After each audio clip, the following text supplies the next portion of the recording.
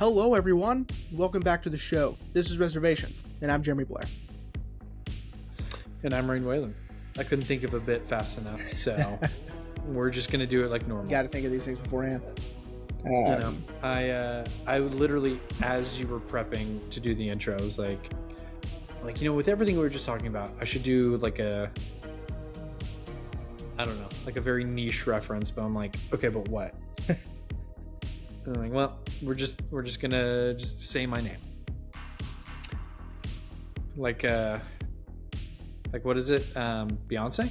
Say my name? A Destiny's Child, but yeah. Yeah. I was close. Yeah, sure. So it's Destiny's Child, don't bust a rank. It's like the How I Met Your Mother, bitch, we were not your backup singers, we were a group. Yeah, that's right.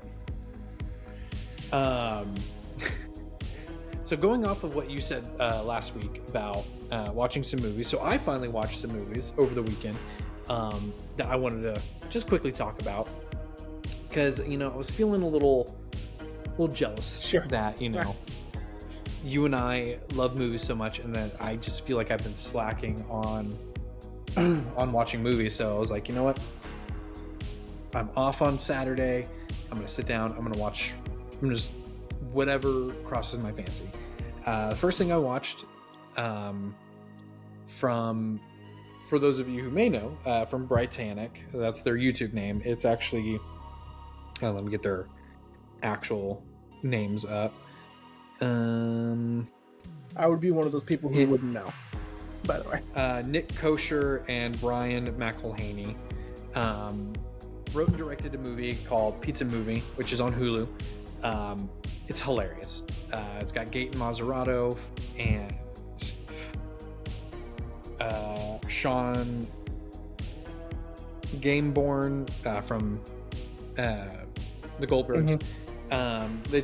They play two friends in college who are like the losers of college, and they take a drug that gives them the best high, but they've learned that they have to eat it with pizza, otherwise the trip will end with them being their worst nightmare will come to life and shove a chainsaw up their ass. The last stage of their bad trip, they just have to cure by eating pizza, but I'm undermining how funny the movie really is. So everyone go check that out. Then I finally saw Caught Stealing. Nice. Which we were talking about off mic. That movie was rad. I was super impressed with the story, and I wasn't expecting it to be as, when I say short, not as short as the movie we're talking about today, but I wasn't expecting it to be relatively short. Mm-hmm. But I felt like it was just the right amount of length. Austin Butler crushes it. I did a little bit of research when the movie was first announced. It does make me wonder if maybe Aronofsky's thinking about maybe doing another book in the series, but interesting. That'd be cool. Yeah, that'd be cool. And then I also finally saw One Battle After Another, which we were talking about off mic. Good movie.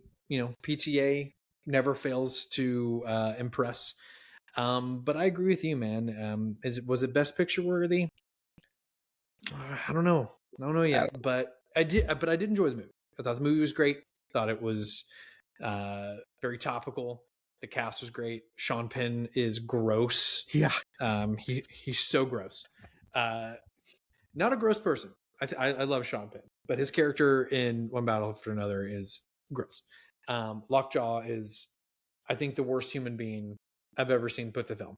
And I guess that's why he won the Oscar for it. Yeah. So, but yeah, like I said, I was feeling a little bummed that I haven't watched a lot of the new movies that have come out. I really wanted to watch Frankenstein, but Ashley barred me from watching it without her. So right. I was like, all right, fine. I was like, so then I'll watch Wake Up Dead Man. She's like, no, not without me. Like, okay, I'll watch Zootopia too. And she's like, not without me. Yeah, I was trying to find something else, but I couldn't. After I finished One Battle After Another, I was like, okay, what should I watch next? And I couldn't think of it. I think at the end of the month, Marty Supreme is going to be on HBO. Hopefully. So that'll be Yeah, coming that's out. what I was gonna watch next. I was gonna watch Marty Yeah, Supreme, but I was like, I'm not renting it yet. yeah. It was a relatively inexpensive rent, so it's like, whatever. Like if you really wanted to watch it, didn't want to wait a month, go ahead. Um, I personally um would recommend, and because I watched it recently, is 28 Days Later Bone Temple. So they put that on I Netflix. So I almost watched that, but I was like, look, don't judge me, but I've never seen 28 Days Later. that's a shame. You should really see that. So I think it's on Netflix too now. Maybe. You know what? Here, let's see. I remember 28 weeks later going up. But yeah, everyone shut up. We're gonna take this journey together. For sure they have both years later. They have both of those. Yeah. So I say 28. Yeah, Bone Temple. They do Snot. Nah. Well, No, they just have both years later. you should have just brought the Blu-ray 15 years ago, like I did. Here, wait, hang on. I feel like I remember seeing that it was streaming somewhere. No, not anymore. I can buy it for $8. Sweet. Worth it. Yeah. But yeah, eventually I'll watch that because I love Danny Boyle, love Alex Garland, Yeah. and of course Nia DaCosta doing Bone Temple. I mean, Yeah. I think, look, Nia DaCosta is a great director. I really like what she did with Captain Marvel with the Marvels. However, she is a horror movie director because her version of Candyman, killer. Yeah. Candyman's awesome. And I knew Bone Temple was going to be great. It is great. And I was like, Nia DaCosta attached, it's going to be great. It is great. You should definitely see it. I mean, it would help if you saw it Days Later, obviously. But I mean, no, you got to see Days Later, and then 28 years. I haven't seen Weeks, so everything when it was getting close to the release of Years, I remember reading up on Weeks, and a lot of people were like, "Yeah, it's good." It's not 28 days later, but it's good. Yeah. But yeah, like I've heard it fits into the continuity just by showing us a different perspective of 28 weeks after the infection. But yeah, who knows? Maybe one day I'll finally watch 28 Days Later. That way I can watch 28 years later and then the Bone Temple. And I have read that they're doing a third one. Yeah, there. Which is I think Danny Boyle is back in the director's chair for that one. Yeah. Yeah, I'll probably eventually see it. But dude, I gotta watch Frankenstein, man. Mom's been up my ass about it. Like, she's like, you have to watch it. I'm like, I know. I'm going to watch it. Okay, it's Guillermo del Toro. I'm going to watch it. But yeah, that's what I've been up to, man. Like I said, I was feeling a little jealous that I haven't watched movies. But yeah, so did you watch any movies over the weekend? No, I didn't have really time to do that. It was Easter weekend, Mom was in town. And then Easter, I mean, I bought some movies, so that was fun. Yeah. I sold a whole bunch of stuff to vintage stock and got me some good stuff. But watching, no time. No. Dude, when you texted me what you got, like I was pretty jealous that you got Killers of the Flower Moon. I did. I had to get the Criterion. And what was the other Criterion you got? I didn't get another Criterion. I was going to. Oh, you got Begonia. I got Begonia. You got Begonia. I got A Different Man. Thank God. I fucking love that movie. Yeah, I know, it's so good. And I didn't show you because I got a couple other stuff that was like you wouldn't be as excited, right? But I did because I have Saw on 4K, and I got Saw 2 and 3 on Blu-ray because I used to have all of these, like on DVD, years and years ago, and I got rid of them. So I liked the Saw movies, so I had to get those. Well, and we saw Spiral in That's right, we theaters, did. So Not something I would do again, but yeah, Spiral wasn't great. Saw 10 or Saw X, that was pretty rad. That one was good. But yeah. But dude, then you texted me that you got Scooby Doo and the Witch's that's Ghost. right. Hex Girls, Dude, baby. dude, I actually put out a consensus at work when you texted me that. I was like, all right, everyone, Zombie Island or Witch's Ghost. And thankfully, everyone knew what I was talking about. They're like, oh man, I got a few people that were like, well, Witch's Ghost, like purely because of the Hex Girls. It's I'm like, understandable because the Hex Girls, and of course I am a big fan, but I'm a Zombie Island still guy. waiting on that album. I am, yeah, exactly. Yeah, I'm a Zombie Island guy through and yeah, through. I've seen that yeah, movie dude. umpteenth amount of times. I had it on VHS. She's red. Yeah, I told someone, I was like, look, Witch's Ghost is great, but we never would have gotten Witch's Ghost without Zombie Island. Okay. So, yeah, dude. But Witch's Ghost slaps, Yeah, and I was like, damn, and he got it for dirt cheap. I did.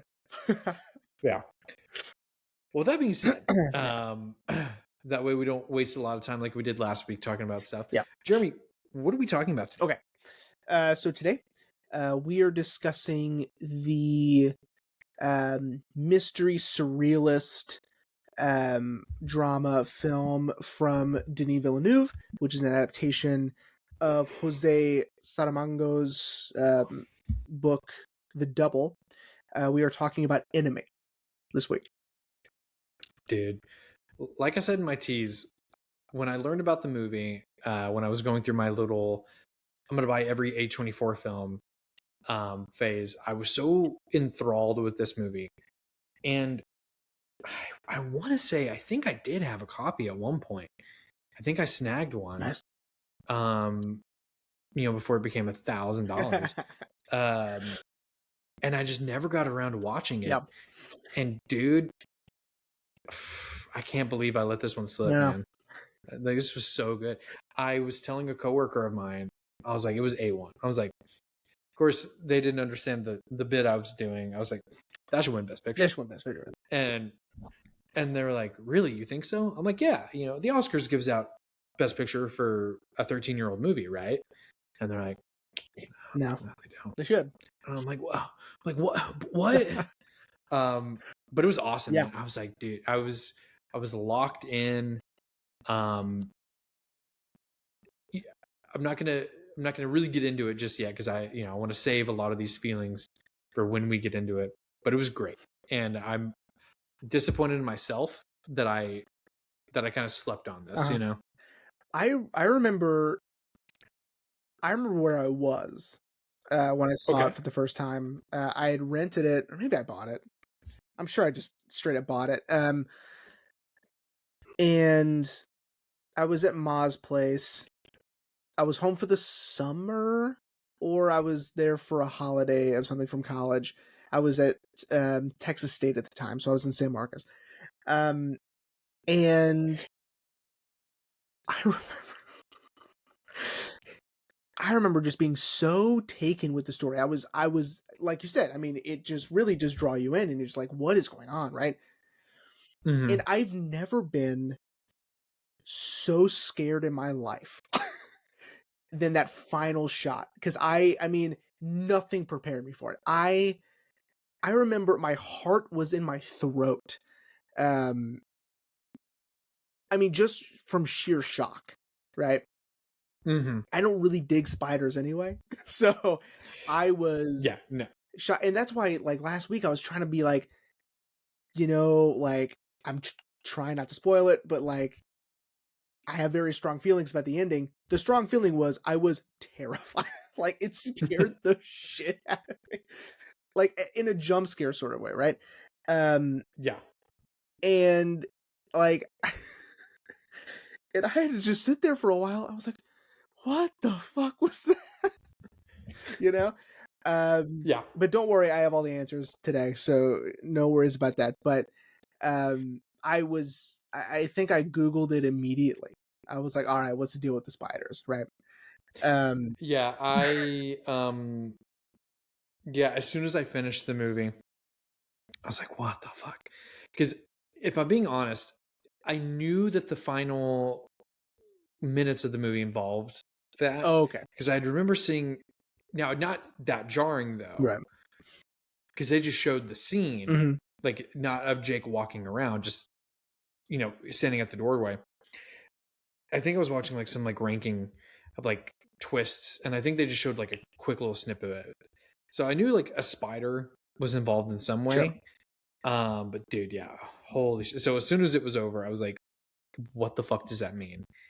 Um, I still don't have an answer of the Oh, spider, okay. but I understand the story more. Okay. Great. Well, Mm, my synopsis is really simple today.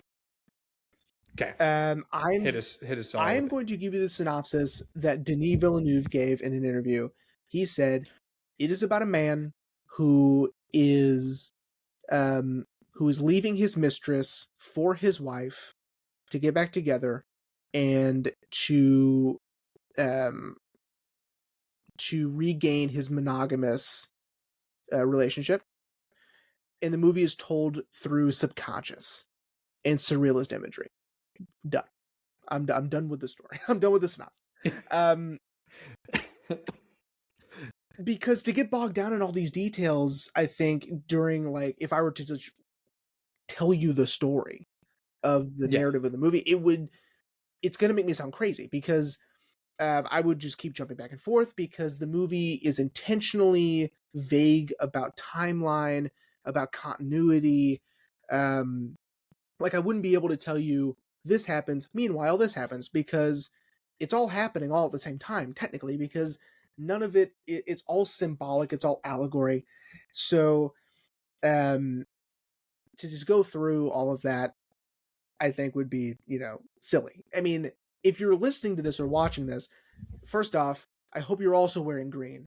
But second, I I I hope that you have already seen the movie because um to listen to this or to watch this without seeing it first, I think is, it would not do you it would not do you any favors.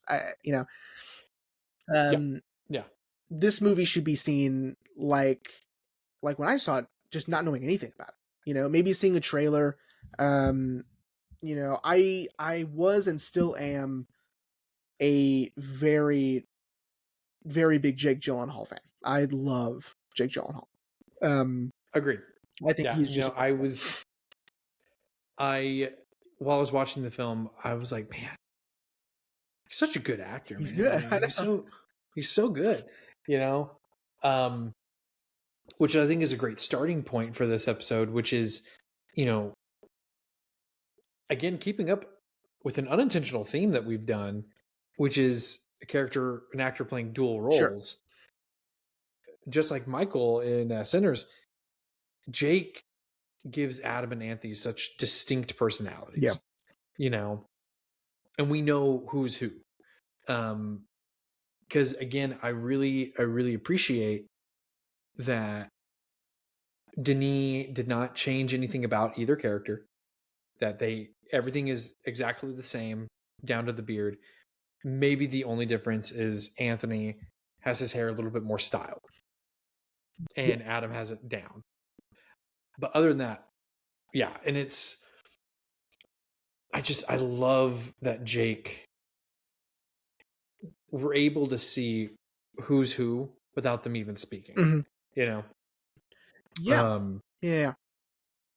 So let's get some common misconceptions out of the way. okay, He does not have split personality disorder. yeah, Um, the movie plays like I think the movie wants you to sort of be all over the place with your theories, right? Because there's that hmm scene where Mary is sitting on the bench on his college campus that he teaches at, and she calls Anthony, and Anthony doesn't answer until Adam walks out of her view, right? And hmm so it's sort of Helen, by like, the way. okay, well, now what are we supposed to think? Like, are we supposed to think that he is both Adam and Anthony, and these are two separate beings? right? That's not true. Again, this is all allegory. This is all metaphor. This is all symbolic. It's all in his subconscious, right? Adam and Anthony are the same person. Okay. Mm-hmm.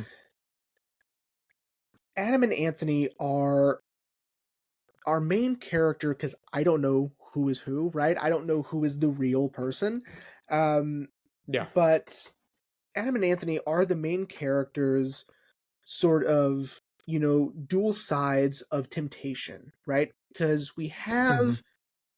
we have Adam, who is struggling and being suffocated by the monotony of life, right? Um, Mm-hmm. we have the cycle, right? And not only do we have this cycle of his day-to-day routines, but we also have him talking about things being cycles, right? In his lectures, which are also the same every day. I saw a lot of analysis that said, this is akin to hell is repetition, right? Mm-hmm. And to our main character, this is nauseating. It's suffocating. It is this, monogamy is, and in daily routine is his personal hell, right? Mm-hmm. Then you have Anthony, who is sort of, he's more well put together. He has more control over his life. He's also more controlling over his life. Um, he is an actor, which is exciting.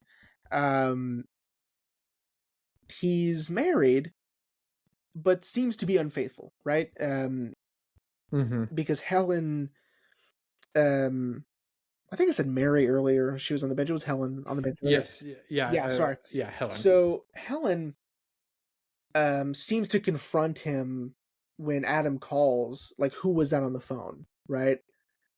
I can't Mm-hmm. believe you're doing this again. Are you lying to me? What's going on, right?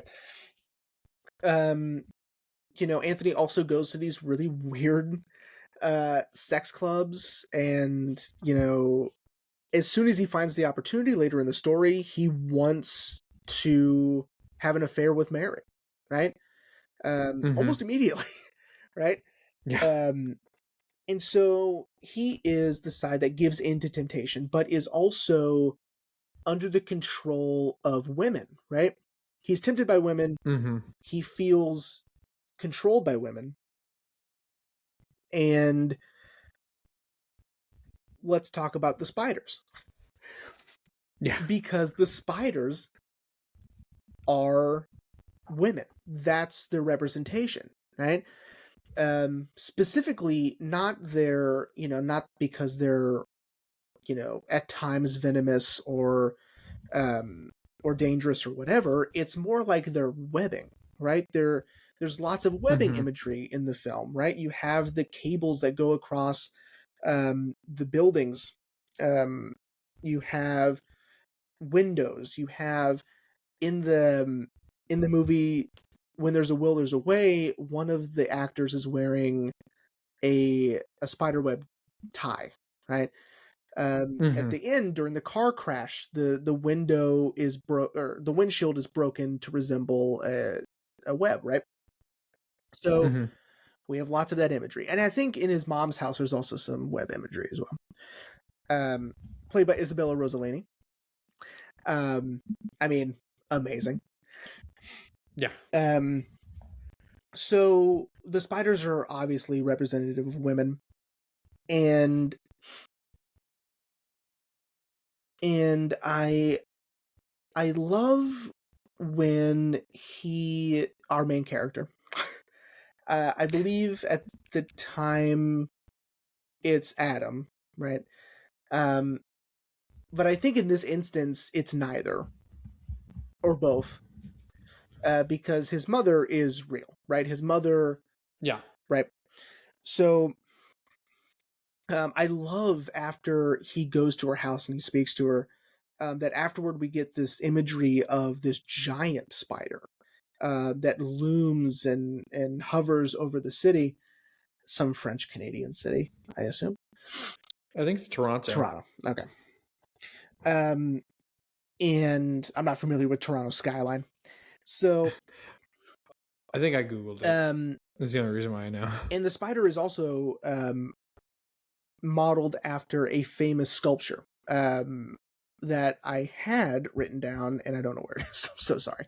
But anyway, and I love that, you know, like, she is the most imposing woman in his life, right? Mm-hmm. And I found that very interesting and very powerful. And this would also explain why Helen is a spider at the end of the movie. Yeah. And not an imposing spider, but a frightened, cowering spider. Um, Mm-hmm. which is important. And it's also important to point out that our main character is not afraid of this, right? Mm-hmm. He seems put out, if anything. Like, he Yeah. seems like, ugh, you know, like, here we go again, right? Because the movie, in and of itself, is also a cycle that repeats itself. At the very beginning, we have um, our main character. Uh, I guess we're with the narrative of the film. It's Anthony. Anthony is going into that sex club. He has his key, right? Mm-hmm. It's mentioned again a couple of times throughout the film, and then once Anthony is gone and Adam remains, Adam again pulls that envelope that he was going to give to Anthony out of his pocket, and there's a key um, because they had changed the locks. And he decides to forego the monogamous lifestyle that he was, you know, fighting for in his subconscious, and deciding to go back to his infidelity, right? Mm-hmm. And that's when she turns into the spider. And that's when Adam becomes Anthony again. And I saw this thing and I love it so much. This analysis that said you can start the movie over again. And Yeah. it's just a cycle. And I love that. I love when, like, this movie is basically a palindrome, that if you were to finish the movie, don't go to the credits, and somehow Just restart. just somehow find a way to just restart it immediately, it would make sense, because it would mean Anthony is going to the sex club, and then we're doing this all over again. Um, and to even explain the title is, he is his own enemy, right? He Mm-hmm. believes that that women are, or that temptation is, or monogamy, or infidelity, but really it's just him getting in his own way. He is his enemy that is, like, throwing a wrench into his own life, right? Mm-hmm. Yeah, Yeah. Yeah, no, that's exactly what I learned today too. Because I was like, okay, is this so with all the spider imagery, I was cooking up a lot of wild sure. theories. Like I was like, is this is like um is Anthony or is Adam like a nicer version of Anthony that Helen created? It's not bad. Um because again, I knew about the end. So I knew Right. there was a spider at the end. Um I just didn't know what context. Um but then I was like, okay, what if they're just clones? Like I was cooking up a lot of wild Yeah. theories. Um and then of course Anthony dies. Um and then I start to kind of root for Adam, like, okay, like, well, it sucks that your girlfriend um died, who was just this sort of an innocent bystander in all of this. Um but hey, you're with Helen now, who she clearly seems to like you. Prefers Hmm. you to her very controlling and very short fuse cheating son of a bitch husband. Right. Um and then yeah, I was really disappointed when he takes the key out of the envelope and goes, Yeah, are you going out tonight? I was like, ah, son of a Yeah. bitch. Because I just assumed that curiosity got the best of Adam, Hmm. and then I saw a video, and I think it's the same video that you had Maybe. seen, maybe, and then it made sense. I'm like, it's looping back Yeah. that he's not that in that scene of vulnerability with Helen. Even though yes, we're seeing this from his subconscious, if we maybe look at it more of like without the surrealism, more of like a realistic, vulnerable moment with his wife. He is sort of saying like, I'm not going to do this again. I'm going to be here. Like this will never happen again. And then temptation comes back Right. around, and he falls for temptation. Um, the movie's kind of heartbreaking in a way once you understand that fact, Yeah. because once you understand it, then yeah, you're kind of like, okay, well, you should want to get better. Your wife is 6 months pregnant. Like, you should want to quit. You shouldn't be cheating at all, but you should want to get better. Um, and that he keeps falling for it every time. Because you're right, that final shot when he sees the giant spider, yeah, he's almost just like, okay, Right. like really, Yeah. like kind of like what he said when we first meet Anthony for the first time, which is, I'm not having this conversation again. Yeah. Yeah. Yeah, it kind of sucks. It's kind of a downer ending, but also it makes sense once you understand.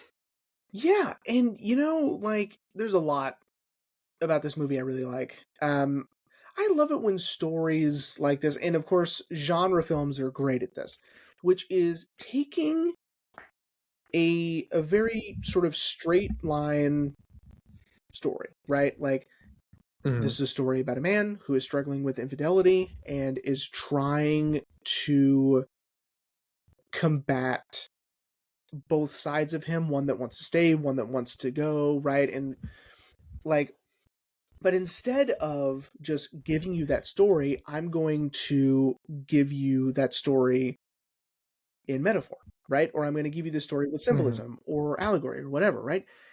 And I can't get enough of that, right? Mhm. Because it makes the film so much more interesting, right? Even though like the idea is it's fairly straightforward, right? Yeah. But of course, in its presentation, it's more complex and it's now almost a puzzle, um, which I love, right? Another thing I love about this is that Denis Villeneuve is a genius. Uh, Yeah. and he's just amazing with how he wants things to look and how to best represent these things in a way that benefits for multiple viewings, but also lends for a really complex viewing experience with not only imagery with set design and costuming, but also with lighting, right? Um, Mhm. like Helen is always in full light. Um, Mary is almost always in darkness. Um, you have, of course, yellow, right? Mhm. Yellow meant to be sort of you're meant to feel uneasy, um, scared, tense, right? Um, and then he'll throw in some blue or some red, right?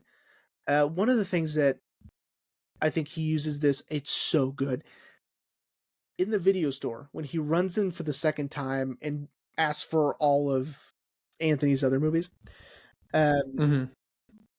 it's yellow, just like everything else is, except for this one light that's in the background. And it's not just that the light is blue and we need to pay attention to the light is there to get our eye there so we can see the poster, which is Attack of the 50-Foot Woman. Yeah. And I'm like, come on, Denis, that's good, you know? Yeah. Yeah. Yeah. And going back on what you said about, sort of,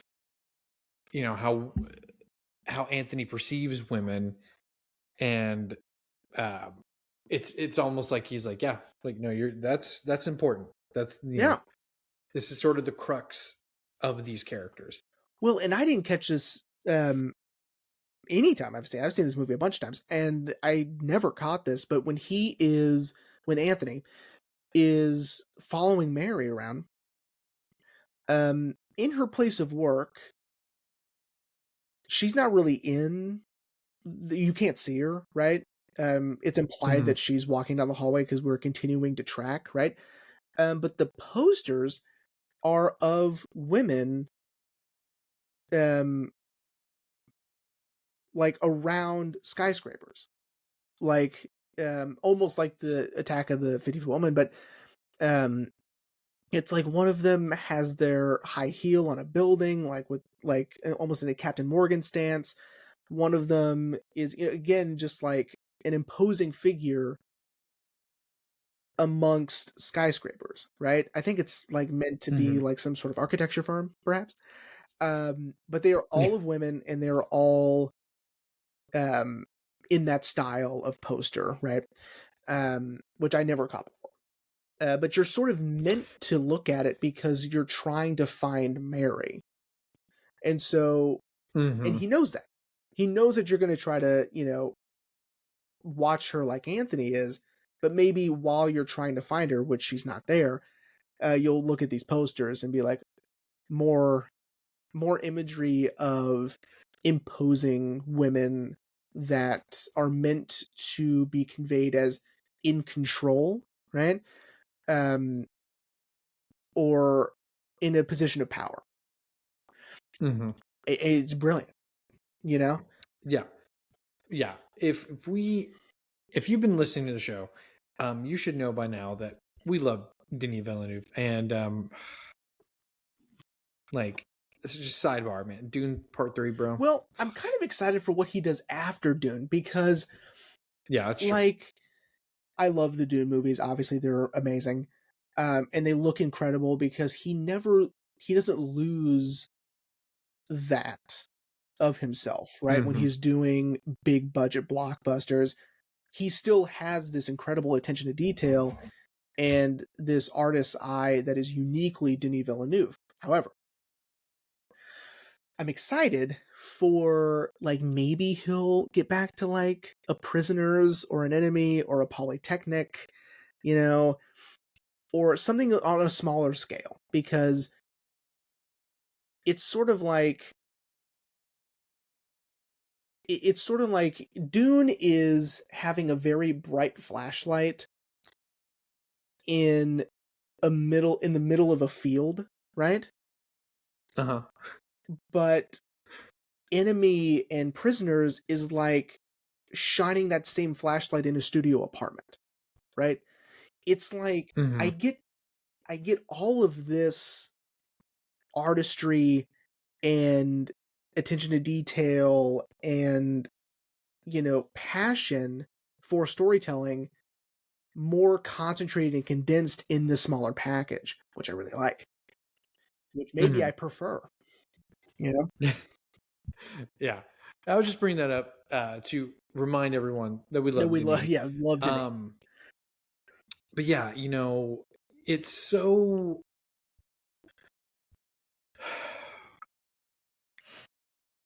the thing I have to keep reminding myself about the film is that there is technically no Adam and no Right. Anthony in a way. Hmm. Because I was trying to figure out, well, who's the real one? Right. You know, because again, I think that same video that you've seen, Anthony has history books on his shelf, Hmm. and when he visits his mom, she says, like, you have a really good job. I just wish you'd stop being a third-rate actor. Right. So I guess it's implied that the real job is a history professor. Um, but I have to keep reminding myself, like, well, we're in a surreal setting, you know, or even Helen meets Adam Right. and is just like, so I have to keep telling myself like, no, like neither one is real. They are just the same person. Right. The only career that seems like is real is him being an actor. That's the only career that seems like it's real. But but something I meant to add, about the reveal of everything. Sorry, my AirPod is hurting my ear a little bit. Yeah. Um, the reveal of that Adam and Anthony, of course, are truly the same person. There's just two sides of the same personality Mm-hmm. in a way. Um, the one thing that I had a question of, but I now realize it was just a red herring, is when Adam finds that picture with Helen ripped out of Uh-huh. it. Well, I was like, it's also like this is what I'm talking about, where it's intentional. Um, it's intentional lapses of continuity. Like, um, there is no like there is no like past and present necessarily, because like mm-hmm, they're happening at the same time. But for Adam, it's like he's with this mistress, Mary, um, mm-hmm, and it's like like this happens after, which is why the picture is ripped. And so when he goes to Anthony's house and there's that same picture, it's intact, right? Not mm-hmm, taped back together, but intact. And so, but of course, that's of course impossible, because like that's not how things work. But like you've said, like I've said, it's like it's intentionally supposed to throw you off with timelines and order, and of like um this happened before this, or this happened before that, and that happened after that. It's all at the same time, mm-hmm. essentially. Yeah, yeah. And I think that's another thing that I really love about the movie. Like I was saying, is that I had to keep reminding myself of the surreal elements because the movie's so good and the story is so engaging, and the psychological part of it, has me on the edge of my seat. That I am kind of taking the movie at face Sure. value, but I have to keep reminding myself, like, oh yeah, no, this is all, surreal. This isn't actually happening. This is happening in, I'm going to just use his stage name, Daniel. This is happening in Daniel's Sure. subconscious. Um, that there is no Adam, there is no Anthony. Um, but it's just something I loved about it so much, is that you could kind of take it at face value and just be so gripped Hmm. by this mystery and this psychological warfare that these characters are playing on one another, Yeah. Yeah, no, I agree. I mean, good luck figuring anything out if you take it at face value. I mean, That's true. you're screwed. Um but and the only this is so silly. The only movie I can think of right now um that is sort of close to how I need your mindset to be during this movie, at least to understand it afterward, Hmm. would be a movie called Identity. I don't know if you've ever seen it. John Cusack, Amanda Peet, John C. McGinley. Um, it's rad. Okay. If you haven't seen it, see it. It's great. Um, it's like that's the movie you need to sort of like. That's the mindset I need you in for this. You as in the audience, not you as in Rain. Um, Gotcha. but that's the closest I can think of. To where it's like, oh, you mean like that? And yes, I mean like that. Without spoiling anything, even though that sort of kind of is anyway. Uh, Yeah. But yeah, it just,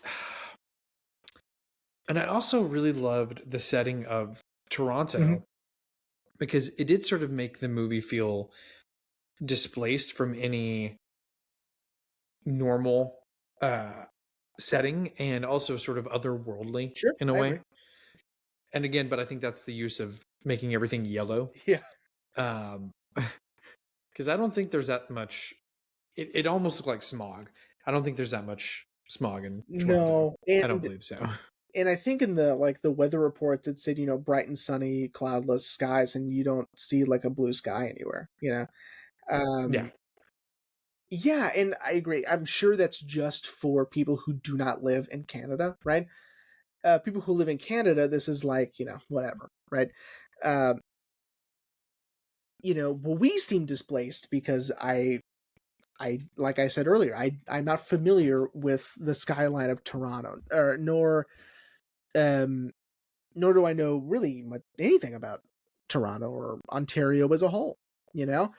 Um so you're right, it did feel displaced. So I was already sort of uncomfortable because I'm not in a setting I'm familiar with. Hmm. Um and then now you're telling me the story in this surrealist way and I'm just like, "Whoa, what's going on?" You know? Yeah. Yeah, agreed, man. But I just love it. I just loved it so Yeah. much, man, that that everything was kind of working on all cylinders. Yeah. Um the story, the pacing. You know, when I saw that the movie was only an hour and a half, and I was like, really? But and I think that lends itself to the cycle part of it that we've been talking Yeah. about as well, that it's only, obviously with credits, hour and a half. Um that way you could kind of loop back and watch it again if you so pleased. Yeah. Um but yeah, it was so impressive. And again, yeah, the final frame um was so jarring, and it makes me wonder if, you know from, again, I'm going to use his stage name, Daniel. If when Daniel sees the spider, he's seeing the spider, but like we're meant to believe that it was probably just Helen, kind of like at the opening shot, sitting on the bed, also kind of like, here we go again. Yeah, sort of like the way I interpreted it was she gave him a look, right? Mm-hmm. Like she knows exactly what he's doing. And he Mm-hmm. probably saw the anger, disappointment, um, just like all over her face. And I think that's what it is, right? Um, is in Anthony's mind, because this is now Anthony, um, is a woman is now, at odds with him, right? Or he has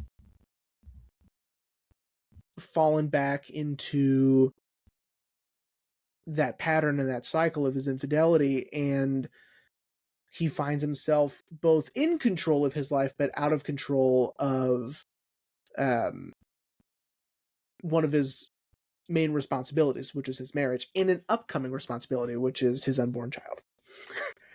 Mm-hmm. Yeah.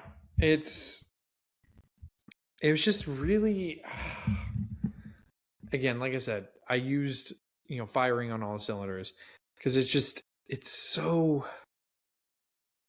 good, and I was kind of trying to talk to Ashley about it, because we had to run a quick errand after I got home from work, and I was trying to tell her, like, I think you'd really dig this, but I can kind of tell she wasn't like vibing with me talking to her about it. I was just like, okay, like, I'll stop geeking out now.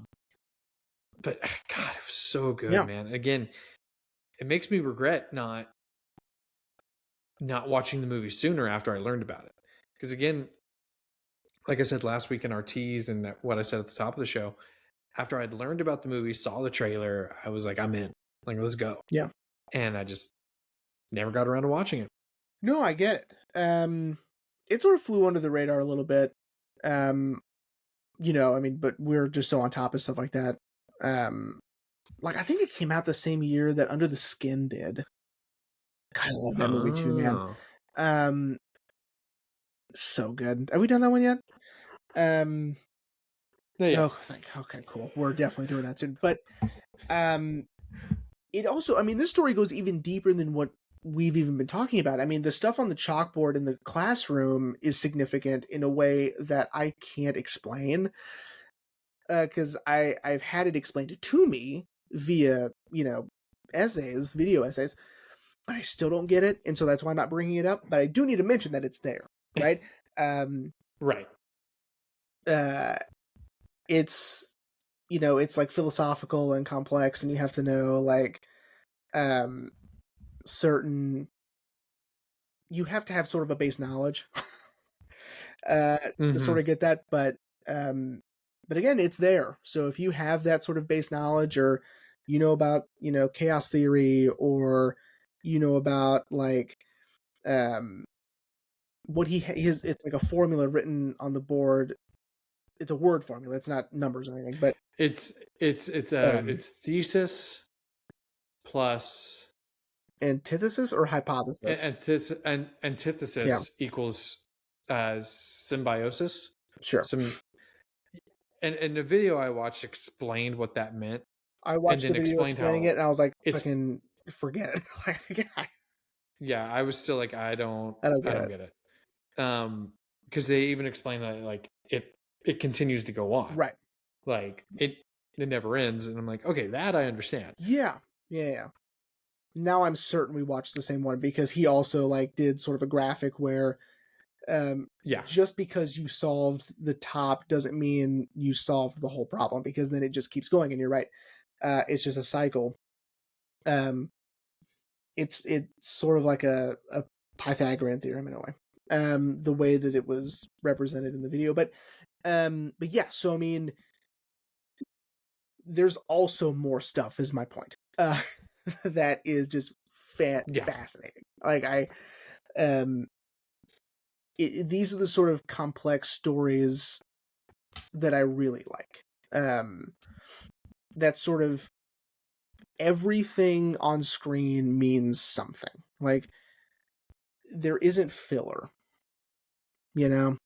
Hmm. Um like I think the best example besides the chalkboard is that blue lamp pointing you towards that poster. I mean, everything is intentional, and I love stuff like that. Yeah. Agreed. Yeah. Yeah, man. It's just I want Denis to continue to make movies. And I don't ever want Hollywood to try to limit him at Mhm. all. Let that man tell the stories he needs to tell. Because even though, obviously, he didn't write the script for this, his visual language is it's so distinct. I agree. And God, and Jake Gyllenhaal's so good, I man. know he is God, really good. he's so good. Jake Gyllenhaal's the It's best, man. it's not fair, but also watching him in interviews, like I kind of forget that he's kind of a silly guy, Yeah. you know. Um, I don't know if you saw him on Colbert recently, but like they had Maggie on the day Mhm. before, and then he was on, and Colbert was like, "Hey, your sister left you a note in the seat cushion," and Jake's like, "Really?" And Steven was like, "Yeah, we didn't move it. Like, if you want to dig it out," and he digged it out and opened it up, and it said, "You're a beast," which is like a like term of endearment Aw, that the siblings use for one that's cute. another, and you could tell it meant something for Jake, and I was just like, ah, like he's so cool, man. Like, you know. Um, Also, while I was watching the movie, and I was reminded on how amazing of an actor Jake Gyllenhaal is, I was like, isn't it crazy? He was in a Spider-Man movie. I know. I mean, like it's cool that he can, sort of do something that is sort of like a Spider-Man movie or whatever, right? And then he can do Nightcrawler, and Oh, this. dude, fucking Um, Nightcrawler, bro. and he throws his whole self into it, right? I'm Yeah. hoping we get something really cool soon, because he's done some big budget stuff recently, like Roadhouse and all this other stuff. That hopefully I can get, an artsy Jake movie soon. Because I like those. Well, My favorites. I mean, he was in his sister's movie, The Bride. Yeah, which I So haven't seen, so I don't. I want to see that movie so Do bad it. too, dude. Um, Yeah, I really do. yeah. I mean, bottom line, the movie's incredible. I guess this is a wrap up. Uh, Yeah. um, so yeah, bottom line, I mean, it's just great. The storytelling is incredible. The attention to detail, likewise. Um, I don't think we haven't mentioned it, and I'm glad we saved it for the end. Jake Gyllenhaal's beard is Dude. perfect. Yeah. Yeah. It's kind of perfect. Yeah. Yeah, it's not fair. Yeah, I agree that it's not fair. Yeah, man. Yeah, so I guess we are getting to the wrap up. Yeah, man, it was so great. I was blown away by it. Again, disappointed myself that I hadn't seen it sooner, because it's so good. I'm gonna try to convince Ashley to watch it because I think she'd enjoy it. Try to get Ashley more into surreal stuff. We got one more episode of The Return. Nice. And then That's crazy. yeah. Yeah, I'm curious to see how she's gonna react. But yeah, cool, man. Awesome. I'm glad you picked this Yeah. one. Nice. Now that being said, are you ready to hear about what we're gonna talk about Yes, next? and I'm ready to guess. So this is exciting for me. Okay, are you gonna guess now or are you gonna guess after? I'll guess after. I've already guessed before. So. Okay. So as I've been teasing, you're probably gonna figure out my theme. For those of you who've been listening, I had a theme with my films that I did not tell Jeremy. I wanted him to figure out. Yeah. I told a lot of other people who were kind of divisive on it, but I was like, he's gonna figure out this one because there is sort of a method to my madness.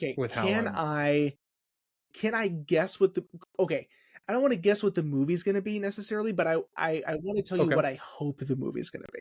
Okay.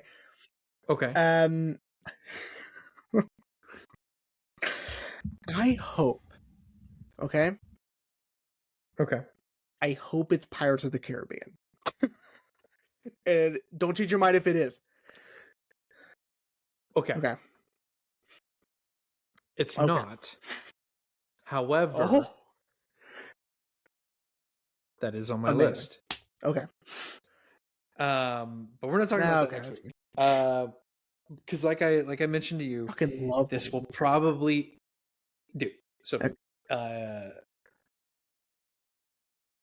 but like I said, this one will probably give it away. You'll probably figure it out. But I really wanted to talk about this movie just because more so than the movie's plot, than its significance to film as a whole. Because it is a very significant film. So, next week, Jeremy, we are discussing the 1937 first full-length animated feature film, Snow White and the Seven Dwarfs. Interesting. Again, I really only picked it to just discuss its significance on film because this was the first time a movie studio had ever done a full-length feature film animated. Sure.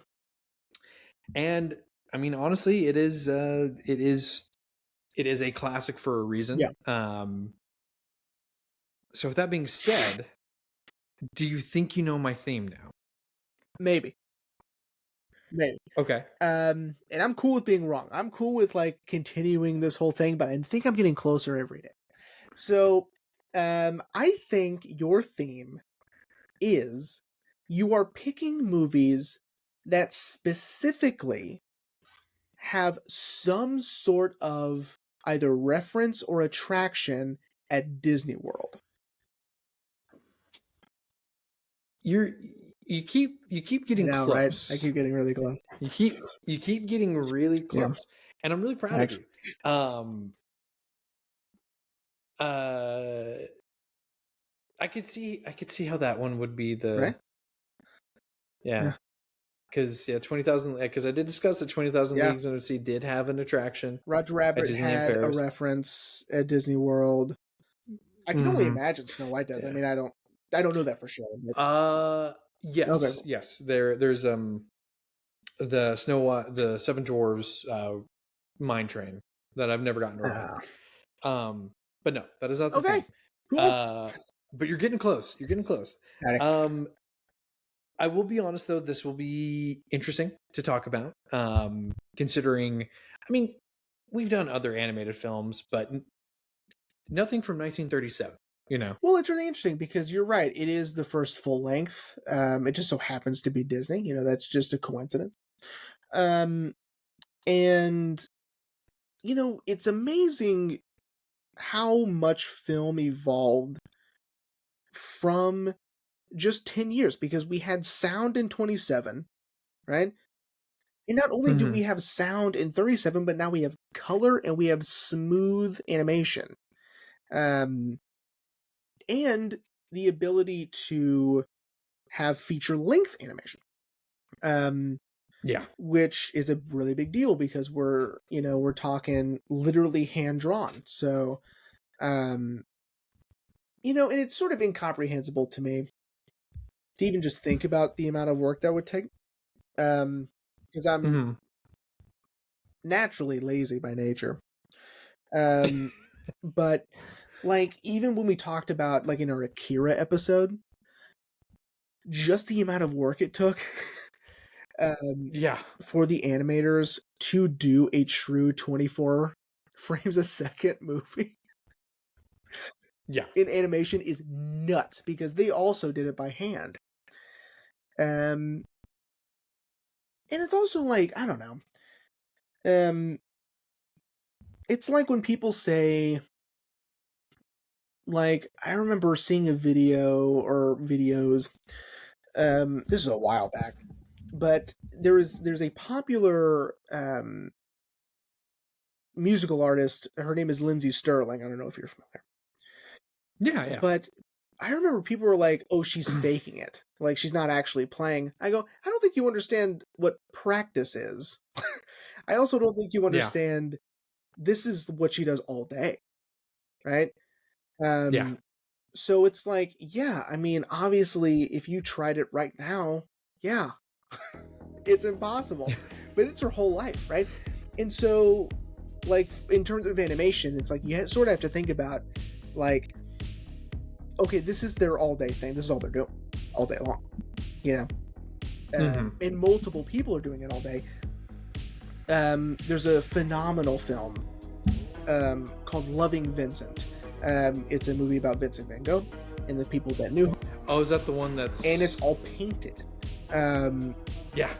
And I used to know the numbers by heart, but I don't anymore, of how many artists it was, how many paintings it was, and what that, sort of boils down to, like, per second or whatever. But it's impressive. And it's all painted in his style, which I think is really neat. It's cool. Yeah, Ashley and I had heard about that movie, and we really wanted to check it great. out. We just haven't. Yeah. One final thing I want to add on before we close out the show. Here's another reason the cultural impact of Snow White and the Seven Dwarfs is the budget for the movie was $1.5 million. Wow, that's a lot. Adjusted for inflation as of today, it would have been a $35 million budgeted movie, but its box office numbers, it has grossed $418 million. Wow. So even with adjusted for inflation, its budget, what it would have been today, it still has beaten records. Like, it's insane. But again, like I said, it will be interesting to talk Yep. about, considering the plot's a little easy to talk about. Sure. But you know what? We'll figure it out. Of course. Yeah. Alright, everyone. Well, we hope you enjoyed this episode on Enemy, and we'll see you next week for Snow White and the Seven Dwarves.